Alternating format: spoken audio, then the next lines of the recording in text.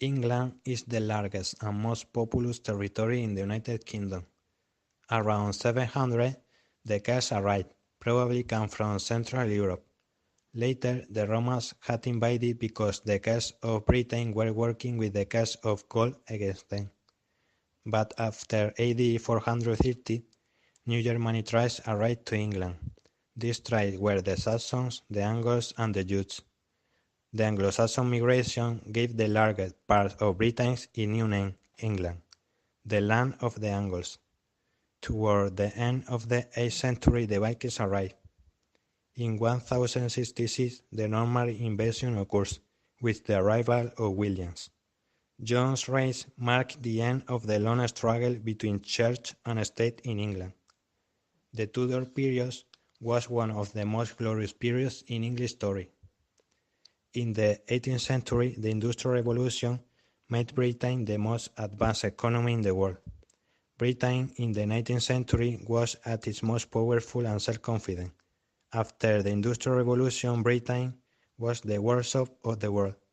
When looking at Britain today, it is important to remember the great benefits from the past.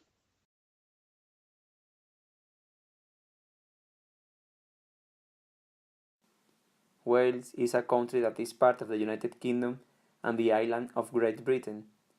Neanderthals lived in what is now Wales at least 230,000 years ago, while Homo sapiens arrived by about 31,000 BC.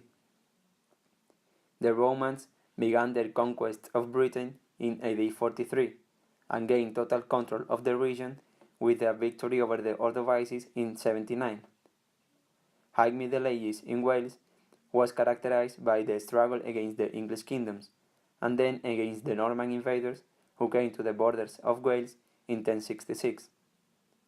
This war lasted until the death of Llywelyn the Last in 1282, what was the annexation of Wales into the Kingdom of England. During the 18th century, Wales was affected by two important reforms: the Welsh Methodist Revival and the Industrial Revolution, which started in Wales. In the 20th century, after the Second World War, the territory of Wales experienced a gradual decline due to the crisis of the coal and iron industry. The Labour Party replaced the Liberal Party as the dominant political force in the 1940s. Wales ceased to be part of the United Kingdom in 1955. In a 1997 referendum, Welsh voters approved the devolution of governmental responsibility to a National Assembly for Wales, which first met in 1999.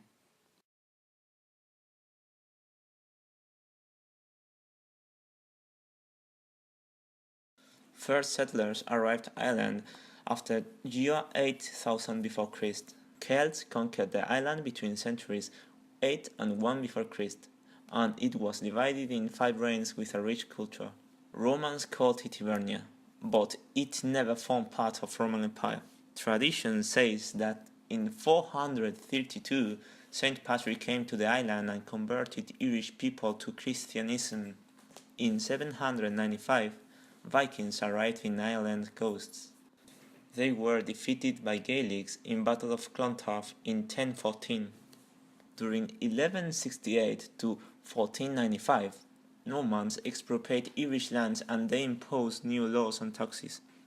In the 19th century, there is a period of hunger and too much people die. There starts a wave of emigration. In 1840, the population declined 1.6 million people for a similar cause. The second wave starts at this point. Most people are emigrating to United States. North Ireland wasn't a Great Britain province until a referendum because in the 6 counties that formed the Ulster there were more Protestants than Catholics. North Ireland separated from Irish Republic in 1921. After the separation, Ireland had long years of violence. There were peace treaties in years 1998 and 2007.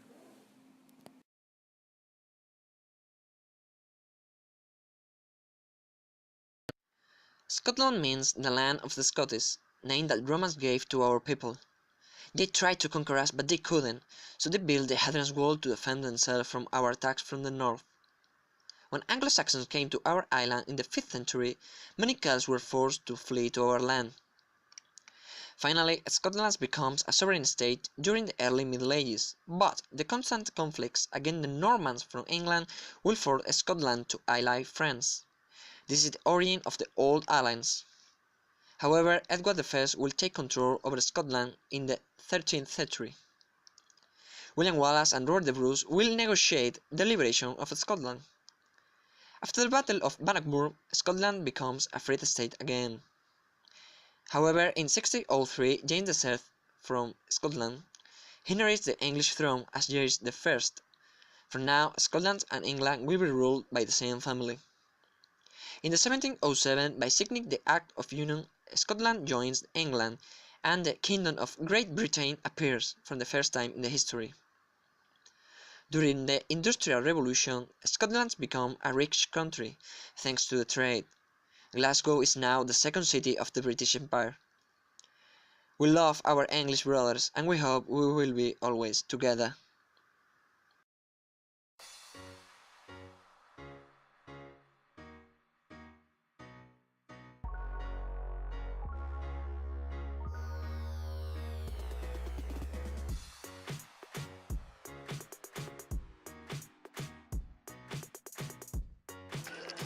Ay, dámelo todo, mi amor.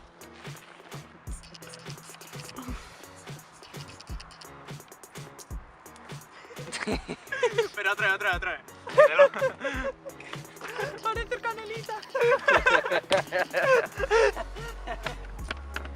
No vale, no se está peleando, se está defendiendo el cabrón. Habemos papá.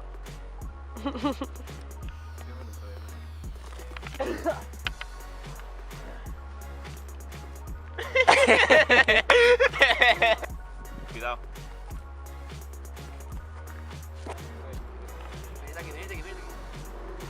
¿Qué hacemos? Espérate, que se me ha Chavales, que hemos venido a ganar,